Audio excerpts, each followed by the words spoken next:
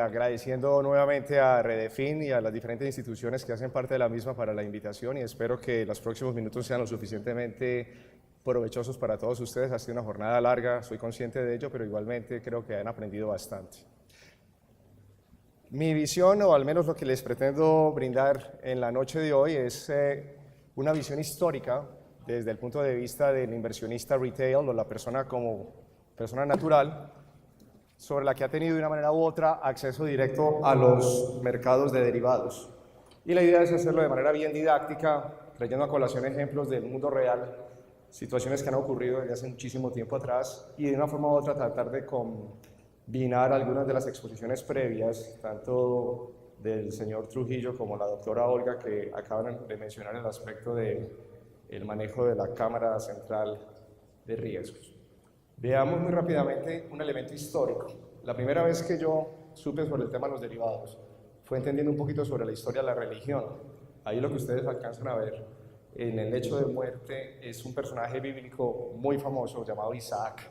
Seguramente si ustedes han sido juiciosos en términos de lo que ha sido su cátedra religiosa, este personaje es vital en la historia de la humanidad, al menos desde el punto de vista religioso, porque es el hijo de que eventualmente le dio la vida a las tres más importantes religiones existentes actualmente, el judaísmo, el islamismo y el cristianismo.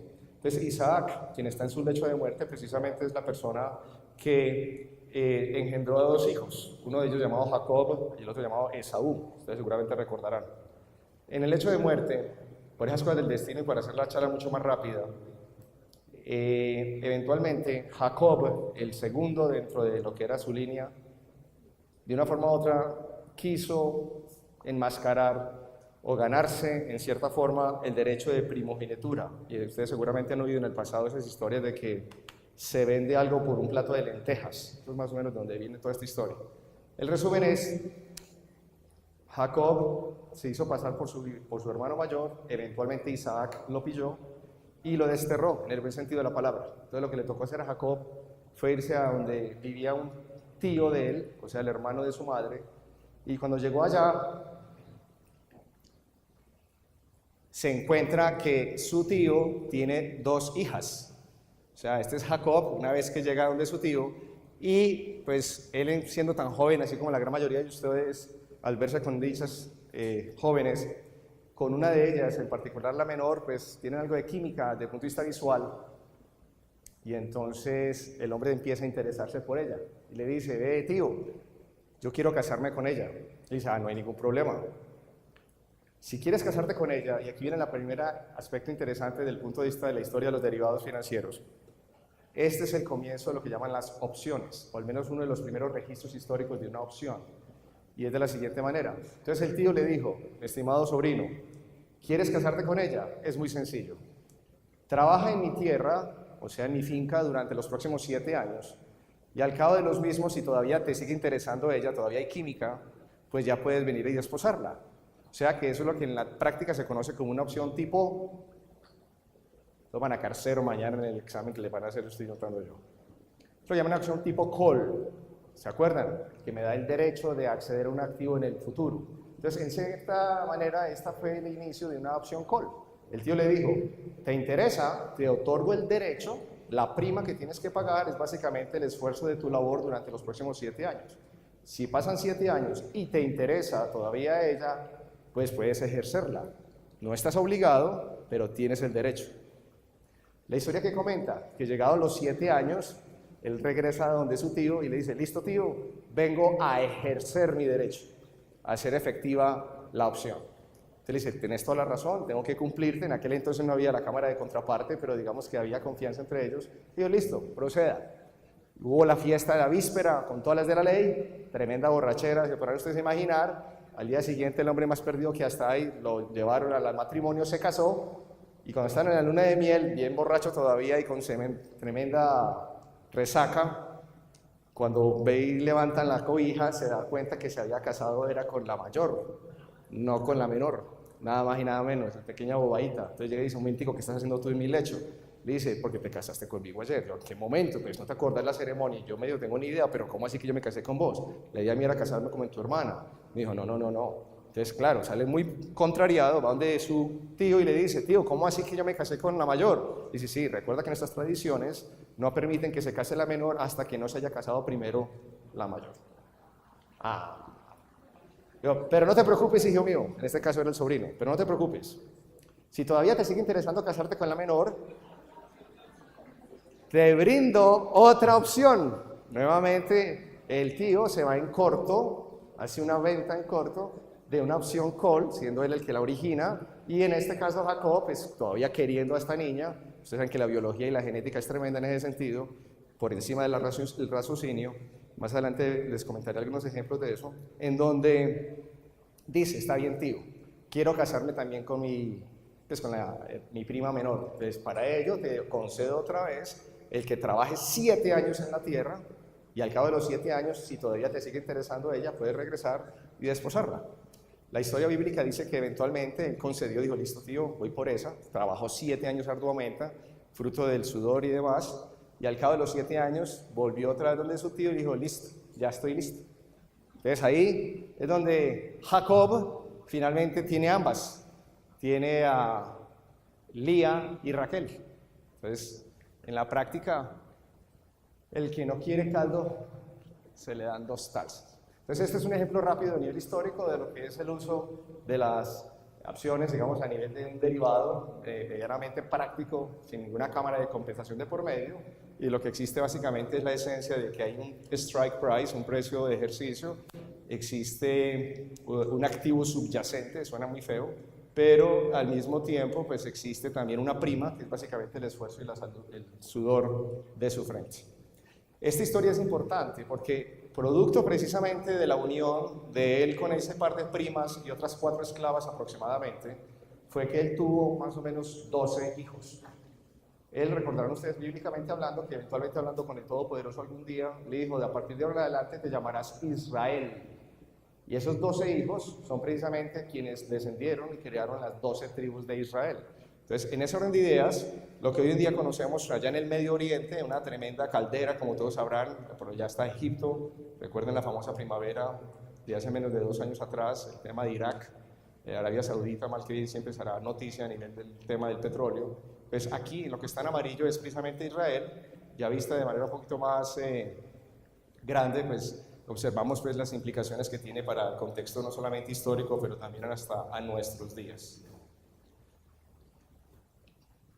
Aquí ustedes reconocerán a este famoso actor, ¿cómo se llama él? Ustedes van a cine, imagino que todavía van a cine. Bueno, este señor se llama Michael Douglas, ha sido un famosísimo actor, ha aparecido en muchísimas películas. La primera versión de la película Wall Street, por allá en 1986, ameritó precisamente el premio Oscar, no solamente para él como protagonista, pero también a Oliver Stone, que fue precisamente el director de la misma.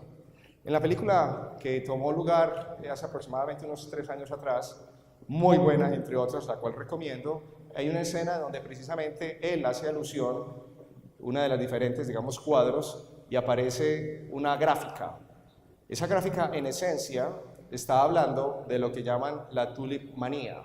O sea, está mostrando cómo los seres humanos a lo largo de la más reciente historia han entrado de cuando en cuando en épocas de crisis, euforias, subidas, bajadas, etc. Y él trata de explicarle a en ese momento es su yerno, todavía no se ha casado, pero él está saliendo con su hija, lo que significó en el pasado precisamente el aspecto de la tulip manía.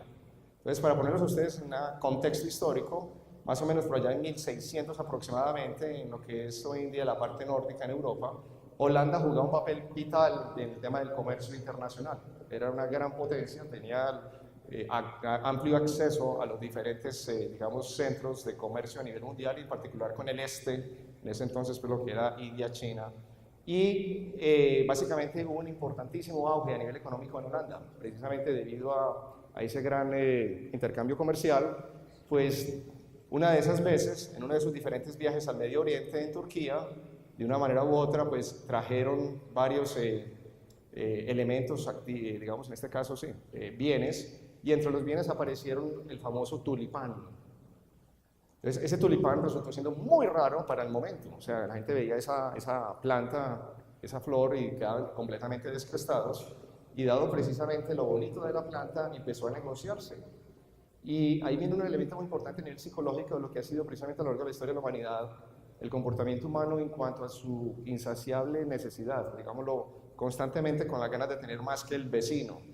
Así las cosas, lo que esto implicó fue que paulatinamente, en un lapso que va desde 1634 a 1637, el precio literalmente de los tulipanes tuvo un crecimiento exponencial. Yo aquí no tengo que empezar a darles números, pero por solamente ver la gráfica ustedes pueden tener una idea de lo que eso significó. Generalmente los tulipanes se negociaban una vez al año, por allá en la época de diciembre, pero era tan importante la gente con ganas de tenerlo que paulatinamente empezaron a crear un mercado de derivados y hacían futuros en los tulipanes. En los tulipanes, en primera instancia, digamos, había un solo tipo, pero con el tiempo algunos virus que afectaron a los tulipanes iban generando otros tipos de tulipanes con diferentes colores, con diferentes, digamos, características, y así paulatinamente se fue creando una manía en donde la gente no veía la hora de poder poseer ese tulipán porque era un descreste. El solamente yo poseerle implicaba que yo era mejor que el vecino. Cosas de ese estilo como lo vemos hoy en día, donde usted no necesita carro porque usted es una sola persona, pero aún así quiere comprar una 4x4 porque ya su vecino lo tiene o porque en su trabajo ya lo tiene, quien trabaja con usted acaba de cambiar de carro, entonces usted también quiere cambiar de carro porque no quiere verse mal de que va a quedarse con un carro de hace 4 o 5 años atrás. Es exactamente lo que ocurre todavía hoy en día. Todavía está el llamado efecto envidia, muy conocido por Martín Emilio Cochise, que seguramente ustedes han oído imitar de él.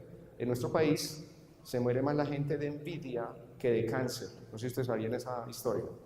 Ese orden de ideas, en cierta forma, comparte ese concepto. Y eso en gran medida hizo entonces que los famosos tulipanes, en un mercado todavía bastante incipiente de derivados, sin ningún tipo de cámara de contraparte ni nada por el estilo, lo que permitió fue que el precio se fuera de manera exorbitante. Con el precio de un tulipán usted a veces hasta podía comprar una casa. Entonces hay diferentes ejemplos de a lo que equivalía el precio de un tulipán en su momento. Podía comprarse en diferentes, digamos, bienes que, viéndolo en retrospectiva, queda uno como atónito. No puede creer que una sola planta, un solo vegetal, eventualmente permitía precisamente que la gente se volviera loca por poseerlo y en el proceso, pues destinaban sus fortunas, iban a los bancos, dejaban en hipoteca su casa y con ese dinero iban y compraban tulipanes. Pero más desgastante aún es que iban al mercado de derivados, compraban un futuro en la mañana, lo vendían en la tarde con ganancias del 100-200% en un solo día. Entonces, ese es de los más importantes, digamos, recuentos históricos de lo que fue una gran manía que eventualmente se vio reflejada en un precio exorbitante desde el punto de vista de un bien que lo único que tenía básicamente era un efecto envidia y que con un muy incipiente mercado de derivados lo que llevó fue a una quiebra generalizada a lo largo de la economía para muchas personas que, no conociendo del tema, se endeudaron y hasta hipotecaron su alma. Lo que ustedes ven ahí es el señor Nicholas Leeson. Cuando yo estaba más o menos de la edad de ustedes y recién arrancaba en el mundo laboral, dentro de mis primeros pasos fue trabajar por una firma comisionista conocida con el nombre de Subvalor. Hoy en día la firma obviamente migró y hoy en día es la más grande empresa de bolsa en Colombia. Hace parte del grupo Bancolombia llamada Valores Bancolombia. Pero mi área digamos, de interés a nivel laboral estaba muy en el campo internacional. Entonces, en ese entonces, recuerdo perfectamente cómo este caso fue un caso que deslumbró al mundo. Este señor que ustedes ven ahí, Nicholas Leeson, eventualmente se hizo una película al respecto para que quienes gustan del tema de películas aprovechen y la descarguen, está en YouTube, también la pueden ver con ese título. Y lo que el hombre hizo básicamente fue que, de esas cosas del destino, les cuento una historia rápida, siendo el londinense, con un grado quizá de economía no sumo, se fue a Indonesia, el Banco Barings lo transfirió allá para que arreglara un chicharrón que había a nivel operativo. De Indonesia le fue bien arreglando ese tema operativo y eventualmente pasó a Singapur. Y estando en Singapur, era una muy incipiente operación del banco, era un banco mercante o un banco comercial, estaba involucrado en temas de derivados. Y él, de forma paralela, podía transar tanto en el mercado de Singapur como en el mercado de Osaka, en Japón. Entonces, mientras en Singapur el sistema de operar era un sistema, digamos, a viva voz, a punta de señales y demás, como a veces ustedes lo han visto por allá en Chicago, en Osaka era electrónico. Entonces, la formación de precios en un mercado y otro era distinto y eso permitía precisamente que el mismo activo, el activo en esencia era un futuro sobre el índice accionario de la bolsa de Japón, conocido como el Nikkei. Entonces, la diferencia en el precio del contrato, tanto en Singapur como en Japón, permitía que él aprovechara esa diferencia. Él tenía traders de su propia compañía, o sea, de Barings, que estaban allá en Japón, y él podía telefónicamente saber exactamente a cómo se estaba negociando allá en Japón en ese segundo.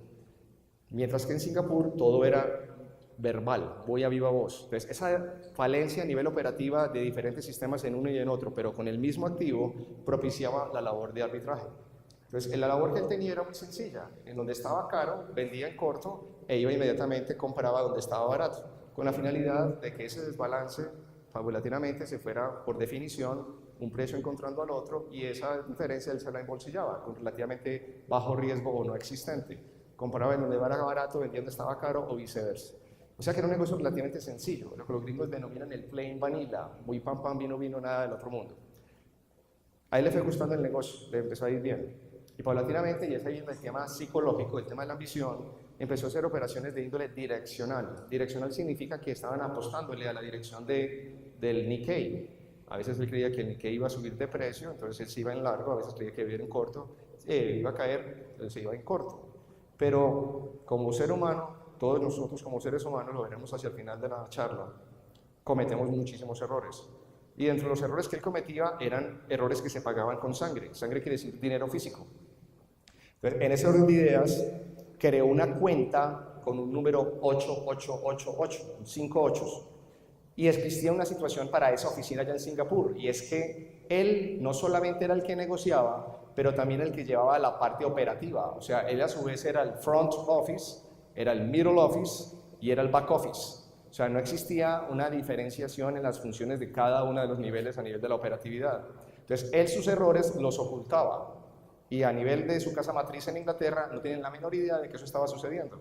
Entonces, esa cuenta 555, esa cuenta 8888, que incluso creo que en el idioma en Singapur significa, creo que es felicidad o algo así,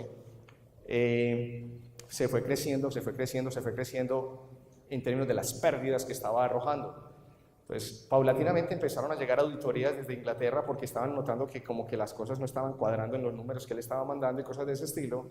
Y como todo en la vida, tarde que temprano, a usted le toca pagar el precio. Y nosotros, en ese orden de ideas, como ustedes se pueden dar cuenta, la vida se la cobra, lo que llaman la somatización de los diferentes elementos a nivel del estrés.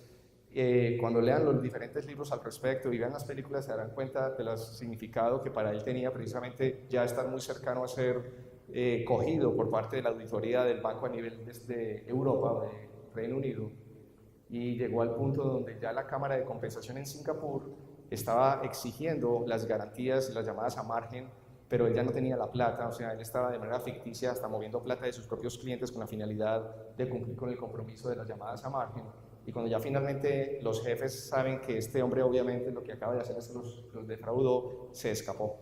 Logró escaparse durante un fin de semana, se fue para allá a Malasia, y en el proceso él intentaba irse de Malasia para haciendo escala en Alemania, y en Alemania regresarse al Reino Unido. Pero eventualmente en Alemania lo cogieron y fue a la cárcel. Estuvo más o menos unos 5 o 6 años allá en Singapur. Durante el tiempo que estuvo en Singapur tuvo cáncer de colon, eventualmente logró curarse, y ya su vida es una vida más distinta, en donde llegó a ser incluso presidente de un club de fútbol de segunda división, y hoy en día ya él se dedica a otros elementos un poquito más prácticos, consultorías, charlas, discursos, así como lo estoy haciendo yo con ustedes en este momento, explicando básicamente cómo evitar que esas cosas vuelvan a ocurrir. Cuando los genios caen, esta es una de las más importantes elementos de la historia que todos ustedes, si están interesados en el tema de las finanzas en general y en el campo de los derivados, deberían de tener siempre al lado. Existe o existió un llamado fondo Long Term Capital Management. Durante el día de ayer y en el día de hoy, temprano en la mañana en el Politécnico, yo asistí a esa actualización sobre los avances en los mercados de derivados dictada por el profesor Venegas, mexicano, una persona que conoce muchísimo del tema, muy didáctico él, y se hablaron de diferentes aspectos asociados, cómo él motiva a los estudiantes a que eventualmente busquen no solamente graduarse de su pregrado, pero idealmente ojalá traten de ir por una maestría Él mencionaba en primera instancia en economía y si es del caso puedan migrar hacia un doctorado. Y en el curso, finalizando la mañana de hoy, nos habló de lo que fue toda la derivación de una fórmula para valoración de opciones, desarrollado por dos o tres genios, Robert Merton y Black y Scholes. Pronto ustedes se acuerdan de todo ello. Los tres merecedores de premio Nobel eventualmente, uno de ellos murió antes de recibirlo. Sin embargo, la historia es de la siguiente manera: más o menos en 1994, algunos de ustedes todavía en el colegio, asumo yo, uno de esos grandes traders de una firma de corretaje en Estados Unidos llamada Salomon Brothers decidió retirarse y se llevó a un grupo de 11 personas, todas ellas expertas, entre ellas 2 premios Nobel, por allá un vicepresidente de la Reserva Federal, unos analistas de cuantitativos supremamente espectaculares en cuanto a modelos para operar, etcétera, etcétera. A magia de estos señores, por eso lo llaman los wizards, a manera como de magos, ellos trabajaban en estrategias que en teoría eran de muy bajo riesgo y le apuntaban básicamente a regresiones a la media, en donde le apuntaban a diferentes activos en los mercados mundiales y fueron muy exitosos al principio, con unos modelos supremamente avanzados, muy sofisticados, lo que ustedes hoy en día, por ejemplo, a veces oyen de los robots y cosas de ese estilo en su época. Pues ellos, teniendo todo el cacumen y teniendo un talento humano tan supremamente de alto nivel, pues lo que hicieron fue que montaron este fondo con aproximadamente 1.200 billones de dólares, es una suma significativa, y aprovecharon y se apalancaron, o sea, obtuvieron deuda adicional al capital que fue aportado por los posibles inversionistas. En primera instancia fue de 15 billones para luego pasar a 30 billones. En otras palabras, el fondo estuvo apalancado por cada peso que estaba invertido por los inversionistas, pedían 30 adicionales de terceros, o sea, un altísimo nivel de apalancamiento. Pero la estructura de la estrategia básicamente funcionaba en el sentido de que ellos operaban en mercados donde el efecto en el mercado era neutral. Ellos no apostaban en una dirección per se, sino que lo que estaban buscando era la discrepancia en algunos spreads o márgenes en ciertos tipos de activos. Para ellos era claro que a través de los modelos estocásticos y determinísticos, tarde que temprano se esperaría que los precios de esos activos o los márgenes tendieran a buscar una media. Y en ese orden de ideas, eso lo hicieron de manera muy exitosa durante los primeros 3 años, o sea, del año 94 hasta el año 97. Como observan ustedes, en azul es el comportamiento de $1.000 invertidos en ese fondo, la forma como tan, digamos, exponencial en cuanto a su crecimiento, y lo que ustedes ven en rojo es el comportamiento del índice Dow Jones, mientras que en amarillo es el comportamiento del bono del Tesoro americano si estuviera invertido en una cartera de dichos bonos. Pero lo importante es esto tomó lugar por allá en el 97-98, donde vemos una caída supremamente fuerte. ¿Producto en gran medida de qué? Y aquí viene la genialidad. Yo en mi día a día soy catedrático también, me gusta el aspecto teórico, pero también creo que es muy importante darle un especial énfasis al aspecto práctico. Pues los que aquí están con esa mira a futuro de ser investigadores, traten en lo posible de tener algo de práctica en el mundo laboral.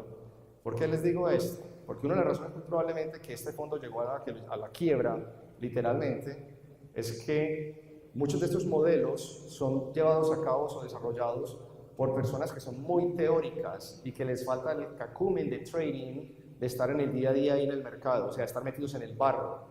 Y eso es parte de lo que a mí me toca vivir en el día a día cuando voy a firmas comisionistas y a otros lugares, donde detecto a los analistas, su forma de concebir al mercado, veo a los traders, a los brokers haciendo sus operaciones, y la manera como cada uno ve al mercado y opera al respecto es muy distinta.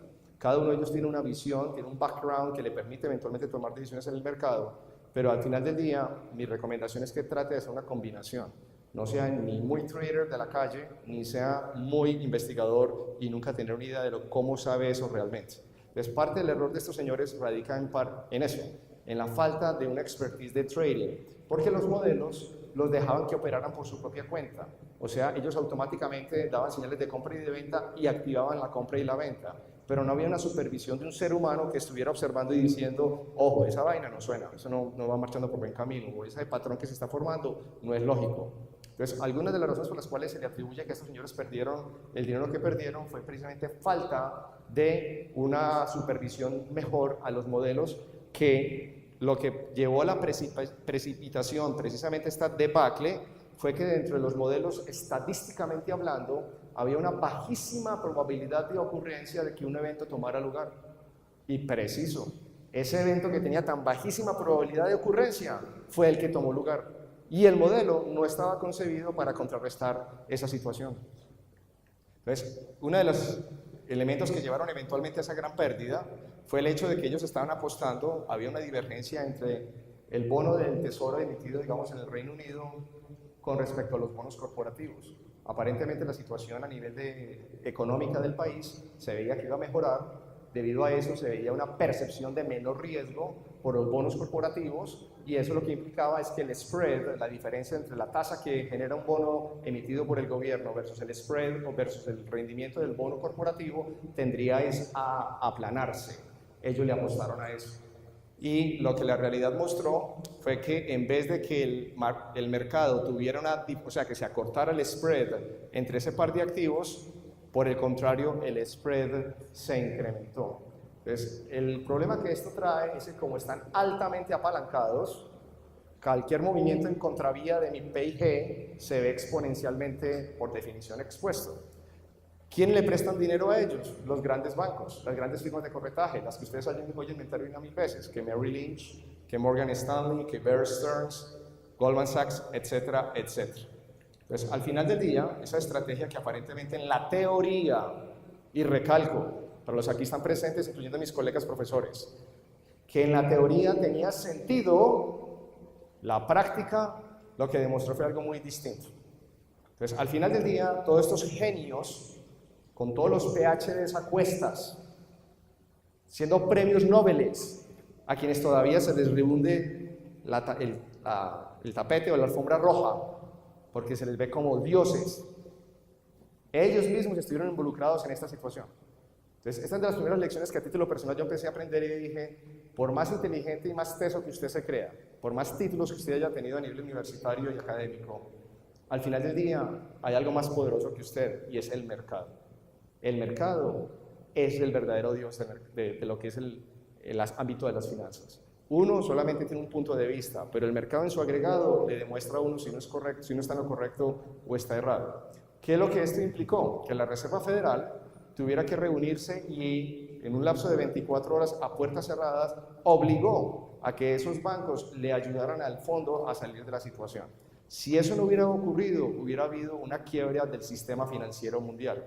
La mayoría de nosotros, porque obviamente no estábamos, me refiero al público en general, no estaba metido en esta situación, nunca se enteró en el buen sentido de la palabra. Pero para quienes sí vivíamos de esto en el día a día, era un riesgo latente que el sistema financiero estadounidense pudiera colapsar debido a esta situación. Otro importante evento histórico, vemos 1990 al año 2000, la evolución del mercado tecnológico del mercado del Nasdaq, con una rentabilidad que supera más del 2.800%. Entonces, ¿por qué se da esto? Algunos de ustedes recordarán el tema de las famosas compañías de Internet, las famosas .com, y que hasta en este momento todavía se debate, hasta hace menos de 2 o 3 semanas, en el ambiente todavía estaba precisamente la discusión hasta dónde esta nueva ola de empresas llamadas de social media, incluyendo por ejemplo un Facebook, incluyendo un Twitter, incluyendo por ejemplo Flickr, incluyendo a LinkedIn y otras que en el más reciente pasado han salido a bolsa de valores, pues el mercado del Nasdaq ha venido teniendo unas valoraciones excesivas en cuanto a sus relaciones de precio a ventas, relación de precio a utilidad y otras métricas desde el punto de vista bursátil. Pues para efectos de historia, mi recomendación es que busquen este libro, llama Los Felices Noventas, escrito por otro premio Nobel, Joseph Stiglitz, quien ha escrito aproximadamente unos 4 o 5 libros después de esta situación, y da a entender un poco sobre los excesos y la manía que para su momento era previsible que eventualmente llevara al descalabro de ese mercado. Digamos que a título personal, obviamente yo no viví la época de la tulipmanía, eso fue en 1600 y puntas, para ese entonces todavía no había nacido.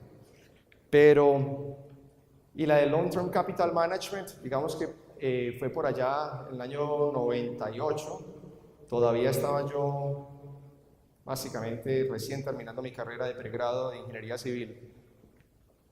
Pero para allá el año 2000, yo ya estaba muy enterado de lo que era el aspecto de los mercados financieros, ya paulatinamente se permitía el acceder a través de plataformas de negociación electrónicas al mercado estadounidense de títulos valores, y yo fui de los que también me tocó pagar con sangre. O sea, yo dentro de todas las empresas, la que hoy en día es el equivalente de su Amazon, eBay, Twitter, etcétera, en su momento en el campo tecnológico sonaba una empresa con este nombre, JBS Uniphase. Una empresa que se dedicaba a elementos, bienes asociados con sistemas de cableado, medidores, sensores, todo el tema de la fibra óptica que estaba en su pleno apogeo. Entonces, esta acción, como la ven ustedes acá, más o menos a partir del año 1999 tuvo un importantísimo ascenso. Tuvo ahí su figura, que ustedes la pueden denominar un doble techo, y eventualmente una caída abrupta. Pues adivinan este pechito dónde compró esa acción. Ustedes dirán, uy, ese man debe ser más teso que hasta allá, puesto que él la compró aquí. ¿Cierto que sí? ¿Sí o no? Esta era de las cosas, switches y vainas de ese estilo. Les confieso, ni yo sabía qué hacía la empresa. Eso es parte del proceso de uno de entender cómo se meten estos mercados cuando invierte con los ojos cerrados, solamente porque hay una euforia, porque el mercado va al alza, porque todo el mundo dice que el mercado está barato, porque es eso, es la manía, la tulip manía, o sea, la manía de los tulipanes. Eso igual ocurre en estos mercados. No lo llamen tulipán, llámelo una acción. Esta fue una de esas. Pues no, por acá fue. Entonces yo fui de esa histero que dije, la acción subió y empezó a caer y medio empezó a volver a subir. Aproveche ese retroceso, ¿sí o no? Ustedes en técnicos saben de, aproveche ese retroceso. Y como el mercado todavía era bullante, todavía estamos hablando por allá en el año casi 99, a puertas del año 2000, todo el mercado estaba en su apogeo. Entonces esa vaina, literalmente la acción valía alrededor de $120, cada acción valía $120. ¿Qué hacían los analistas? Esos gurús que ahorita les mencionaba yo a ustedes, los wizards, esos quants, esa vaina va para $500 que se las boga. Así decían, uno leía los reportes, compre, eso está regalado. Si está apenas en 120 y eso va para $500 que se las boga, compre más. Entonces, si eso caía un poquito, aproveche y promedie. Bueno, esto es lo que yo he denominado y muchas veces en mis seminarios y en mis cursos a lo largo del país, digo, esto es lo que llaman aprender con sangre. ¿Por qué? ¿Qué significa con sangre? Yo he pagado más de 3 PhDs literalmente en mi historia. Creo que 3 son poquitos. Yo creo que si ustedes hacen las cuentas, fácilmente pueden llegar a 10 PhDs el equivalente. Entonces, lo que vemos ahí es una empresa que tuvo todo el hype, o sea, toda la euforia del caso, y eventualmente llegó un día donde tenía que reportar los estados financieros en cuanto al trimestre, y tiene que básicamente reconocer que por efectos de goodwill, lo que llaman los gringos un write-off, básicamente es una previsión a nivel de un goodwill, de previas adquisiciones que la empresa había hecho de otras empresas, hizo que perdiera alrededor de $44 billones. Entonces, la mayoría de ustedes dirán, $44 billones, eso es poquito, eso es mucho, ¿eso es qué? ¿Cómo logra uno dimensionar $44 billones? Eso fue en el año 2000, o sea que han pasado 14 años después. Imagínense en lo que equivaldría a hoy en día. Para que tengan más o menos por encimita una idea, si cogen el periódico Portafolio y chequean la parte de estadísticas de cifras, el Banco de la República actualmente maneja en reservas internacionales una cifra cercana a eso, a los 44 mil millones de dólares. Hoy en día, o sea, las reservas de nuestro país, los ahorros de todos los colombianos que están en ese monto llamado reservas internacionales, más o menos alcanza esa cifra, 44 mil millones de dólares. Y eso fue lo que esta empresita en un solo trimestre perdió. Chao, plata que dejaste de ver, que se esfumó. Entonces no es gratuito, obviamente, que hubiera caído como hubiera caído.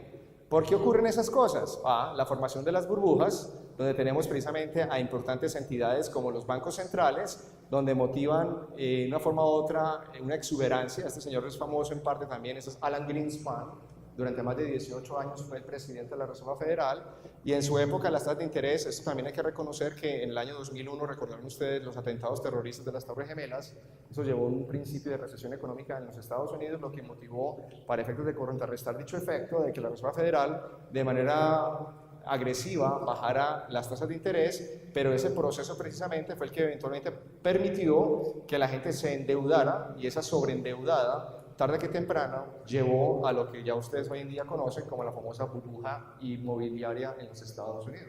Entonces salimos de la .com, mercado exuberante, acciones en la estratosfera, caída radical, se pierde el 90-95% de su capital, bajan las tasas de interés, los bancos empiezan a prestar a manos llenas a tasas pero regaladas. ¿Qué hace el público? Ah, esa plata está muy fácil, endeudémonos. ¿Y a dónde va a parar esa plata? Otra vez para los activos, a comprar acciones, a comprar propiedad raíz, y el ciclo comienza nuevamente.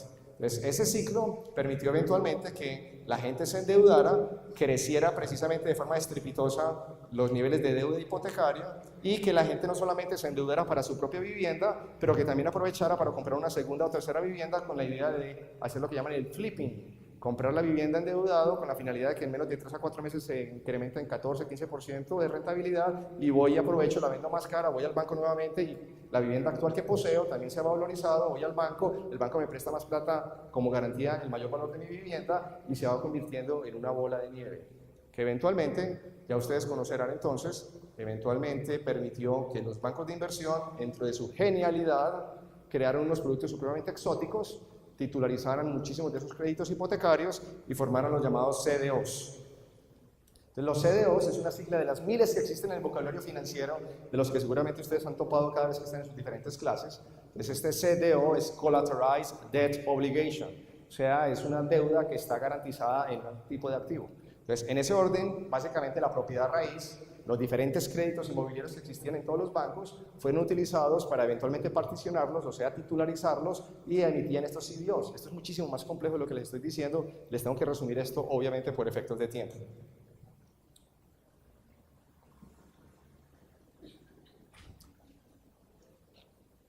Uno se ríe, porque al principio dice, claro, ¿qué está pasando ahí, cierto? Entonces uno ve la cara como de un señor, pero la figura como de una dama, ¿cierto? Y eso no es gratuito, porque eso que ustedes ven que medio al principio como que genera un poquito como, ¿qué está pasando ahí? Es lo que en la práctica ocurre. Veamos esta caricatura. Entonces le dice la niña, en plena crisis de Estados Unidos, estamos hablando del año 2007, 2008, 2009, y le pregunta a ella al papá, hey, ¿qué es lo que es un derivado? Eso que ustedes ya seguramente ya hasta hoy ya deben de saber con plena certeza qué diablos es un derivado. Entonces él va y le responde, mija, es una manada de un grupo de banqueros, muy ricos ellos, que quieren hacerse todavía más ricos. O sea, esa genialidad de ellos los lleva a ser muy innovadores y muy creativos, aprovechando esa situación de las hipotecas y creando estos productos todos sofisticados, y en el proceso cobran comisiones y van rotando el capital, entonces se van volviendo más ricos. Entonces eso eventualmente llevó a que los negocios eventualmente entraran en picada, quedaron muy sobreendeudadas, les recortaron las líneas de crédito, entraron en default, la economía se viene a pique, la gente queda sin empleo, entramos en recesión y todo el mundo, ¡ouch!, ¿qué va a hacer de nuestras vidas? Eso es más o menos lo que el tipo le está explicando ahí rápidamente. Entonces ella se queda mirando. Pero, ¿qué es lo que es un derivado? Entonces le dice, que sí, quién sabe. O sea, al final del día, esa es la situación. Son productos aparentemente muy exóticos, que precisamente requieren congresos para explicarlos y traer PhDs de México. Y que ustedes vean precisamente el mamatrote del libro que hoy le conocí al señor. Yo no lo conocía a él, soy bien sincero, pero tiene un libro que hoy hacemos muchos chistes al respecto por lo grueso y pesado que es el libro. Será tan denso el libro que ni siquiera los pirateadores lo han pirateado digitalmente hablando. ¿Pueden ustedes creer eso?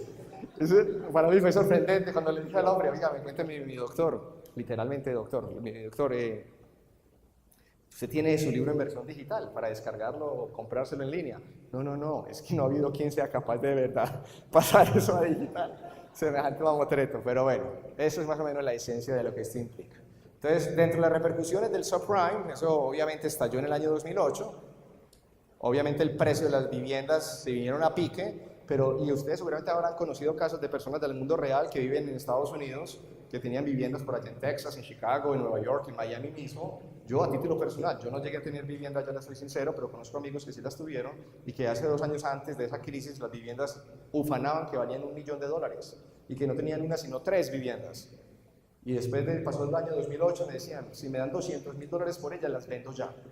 Porque llegó el punto incluso que la deuda hipotecaria era más alta de lo que valía literalmente la vivienda. Entonces lo que hacían las personas que en vez de quedarse con la vivienda pagando un crédito a 30 años, más bien iban y las entregaban en dación de pago. Entonces los bancos al recibir las viviendas en dación de pago tenían que salir de ese activo. Entonces para salir del activo, para tener liquidez, tenían que cascarle, perdónenme la expresión, ustedes entenderán, ya es tarde, había que cascarle al precio de las viviendas con la finalidad de motivar a compradores que le compraran esa vivienda. Pero entonces si yo como banco salgo a disminuir el precio de la vivienda en el barrio, el resto de casas en el barrio también van a sufrir una desvalorización en el precio. Y si esas viviendas se desvalorizan, el crédito que yo tengo en el banco, que está respaldado por mi vivienda, en la medida que ha disminuido el valor de mi vivienda, mi garantía de ese crédito, el banco va a empezar a preocuparse. Entonces viene y me exige a mí, me mejora la garantía y me mete más plata. No tengo plata, entonces mi doctor me da pena, págueme ya, y si no tengo plata, entonces vamos a tener que entrar en un proceso. Si usted me incumple 2 meses de incumplimiento, le tengo que poseer esa vivienda, tengo que secuestrársela. Esa es una situación que aquí en Colombia prácticamente ni la entendimos, porque en Colombia generalmente existe la idea que la propiedad raíz es quizá la mejor inversión, la más segura, porque generalmente ustedes en su mente tienen eso, que es que la vivienda generalmente año tras año se valoriza. Y en la segunda charla del día de hoy, recuerden que el señor Niño, que señor Niño quiere decir de apellido Niño, ¿qué decía él? Que a veces se especula, ¿no?, que nuestro país está en una burbuja inmobiliaria, sí o no. ¿Se acuerdan que hablaban de eso o no? Entonces, Colombia, en gran medida ustedes que están tan jóvenes, solamente han visto la evolución en los precios de la vivienda al alza generalmente. Pero yo a título personal me tocó vivir las dos caras de la moneda en el año 98. Yo era banquero, trabajaba para un banco prestando dinero, pero mi familia era constructora.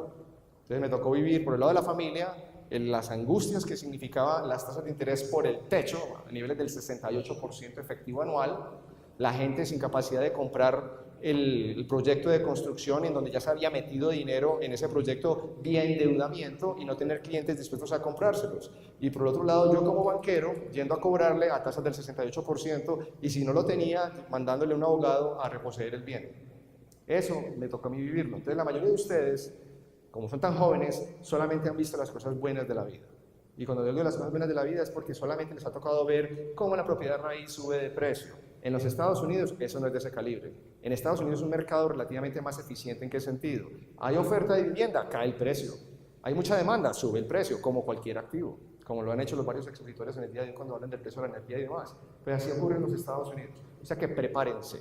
Lo que les estoy diciendo no es que les voy a amenazar con que va a pasar eso, no. Lo que les estoy diciendo es, ténganlo concebido, para que no les pase lo que les pasó a Long Term Capital Management, que por allá tenían una cola en términos de probabilidad de ocurrencia muy baja y esa fue la que los quebró. Entonces, en ese orden de ideas, no entren en el juego de sobreendeudarse para adquirir vivienda porque creen que la vivienda va a seguir subiendo de precio de manera exponencial. Entonces, ya saben el resto, la gente se quedó sin vivienda, sobreendeudado, los bancos quedaron subcapitalizados. Y esto en cierta forma nos lleva al tema de los mercados de capitales. Cuando usted va por primera vez en su vida y más o menos tiene un capital a su disposición, entonces le dicen, usted quiere invertir en el mercado de valores, vaya a una firma comisionista, vaya a una fiducia, vaya donde están los gurús financieros. Entonces esto es lo que usted imagina, usted vaya con su novia, con su novio, su esposa, su amante, lo que usted quiera decirle, y se sientan ahí, ¿cierto? Y enfrente está su asesor, que obviamente saca toda la papelería del caso y le explica lo bueno y lo malo, y todo se ve muy bien. Pero esa plática, ¿a dónde va a ir a ser invertida, creen ustedes, una vez que esa plata se les da a ellos? Y esto es lo que al fin del día, en el fondo, muchos de ustedes, preguntan a algunos de sus papás que han vivido crisis, dirán, yo no invierto en el mercado de valores por esto, porque lo que ellos imaginan es que eso es una ruleta, una manada de apostadores, precisamente cogiendo plata de terceros y jugándola como si fuera una ruleta, simple y llanamente. Entonces, esto yo sí lo viví también en vivo y en directo. Yo, a título personal, gestionando portafolios de inversión en el año 2008-2009, veía la caída de acciones que eran súper triple A y esa vaina parecía un barril sin fondo. Eso, la gravedad se queda corta con respecto a la forma como caían. De hecho, como observamos los diferentes índices a nivel mundial, ningún índice de economía importante se salvó de la debacle.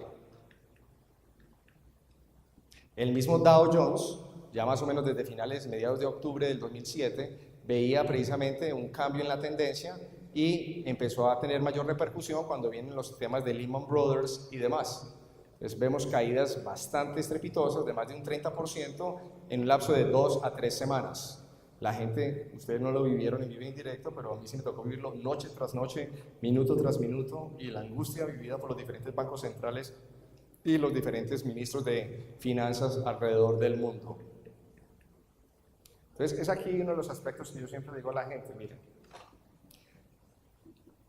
a mí me preguntan con frecuencia, profe, he oído por allá el tema del Forex, ¿eso es bueno o eso es malo? Entonces mi respuesta es, vea hombre, un martillo, ¿es bueno o malo? ¿Y cómo así? Pues sí, cuénteme un martillo. ¿Usted tiene martillo en su casa? Sí.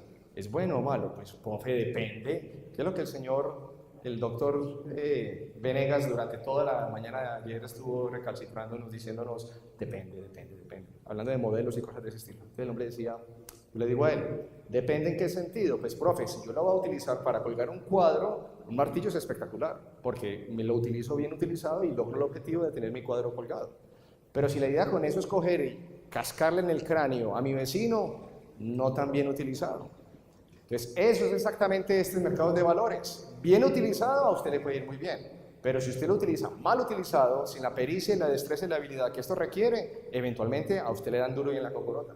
Entonces, cuando usted está asumiendo riesgo, por definición, eso es lo que quiere decir riesgo, que las cosas le pueden ir bien o también le pueden explotar en la cara. Y la gente generalmente cuando habla en términos teóricos de riesgo, lo vino más así, teórico. No se imagina qué es lo que significa perder dinero. Entonces yo los invito a eso. Pierdan dinero. De veras.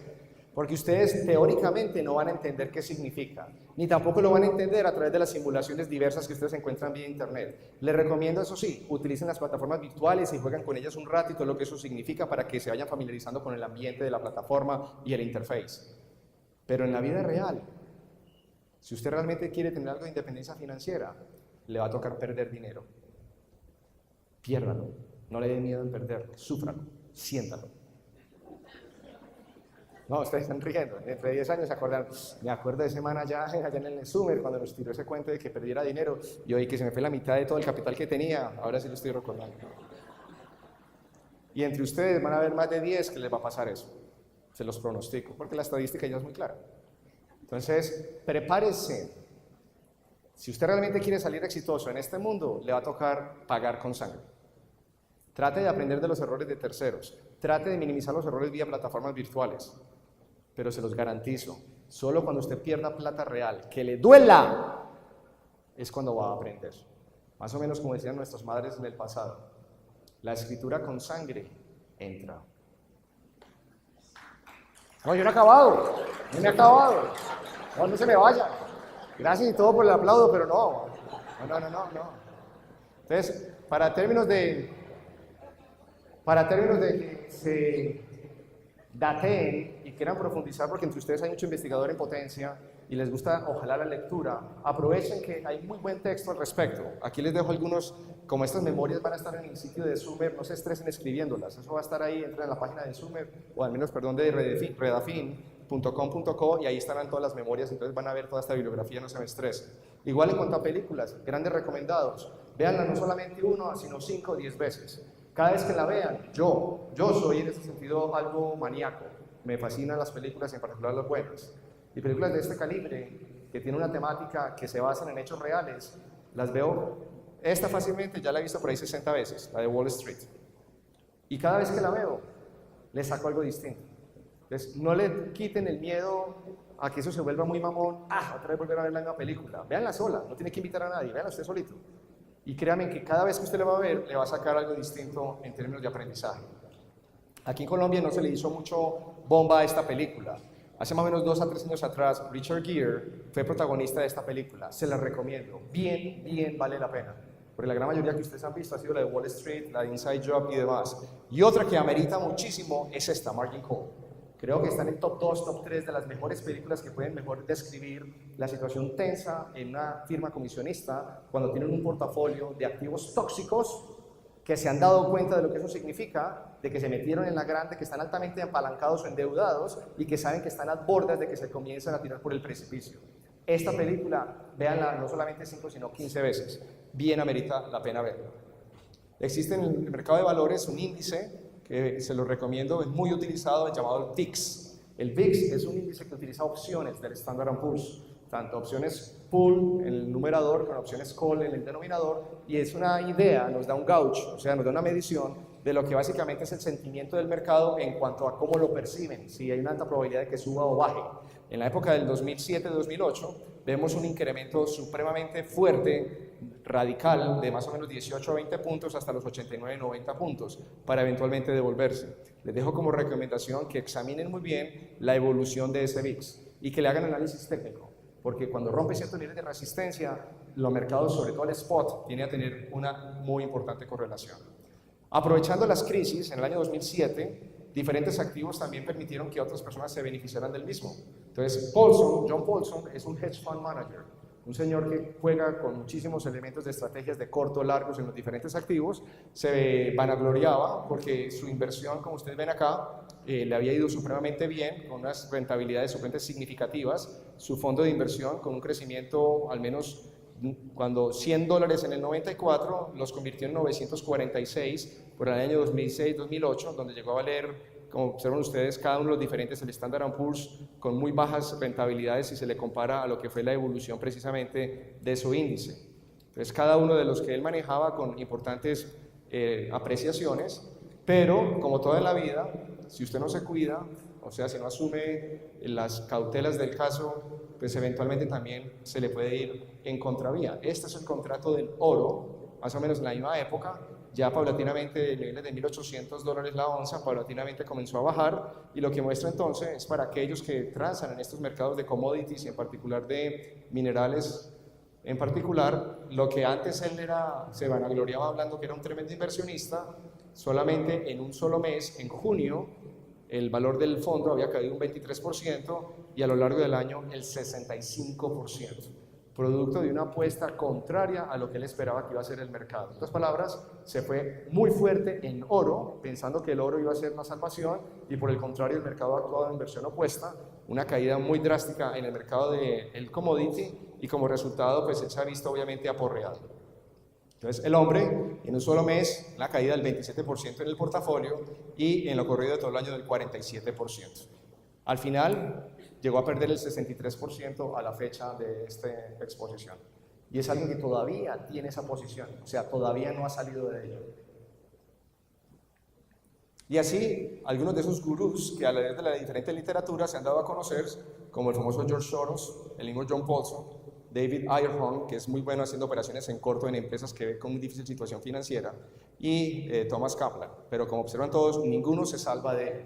¿A dónde voy con esto? ¿Cuál es la idea central de este mensaje? Que por más experiencia que usted crea que tenga, por más curubito que usted se sienta que es, por más analistas que están a su disposición, por más, con el respeto de mi doctor para mañana, por más gurús que existan a nivel de catedráticos, doctorados, postdoctorados, modelaciones de todos los diferentes niveles con sus betas, omegas y sus alfas y todo lo demás, hasta el momento no hay absolutamente nada probado que de manera contundente pueda demostrar ganancias recurrentes año tras año. Tarde que temprano a usted le pasan la factura de cobre. A mí me la han pasado varias veces. Entonces yo me siento, no es que el mal de muchos consuelo de tontos, pero cuando uno ve a estos gurús con todas las herramientas a disposición y descacharse como se descachan, es algo que en cierta forma dice uno, pues hermano, póngase usted su cinturón bien fino porque también se le viene a usted. Entonces el resumen es, en el año 2007-2008, el auge en el precio del petróleo los llevó precisamente a niveles también cuasi exorbitantes, con rentabilidades para quienes habían comprado aparentemente al precio de $40, $50, eventualmente llegó al nivel de $147, $150 el barril. Con la crisis, también el desplome fue vertiginoso, como observan ustedes, con una caída en menos de 4 a 5 meses de un 71%.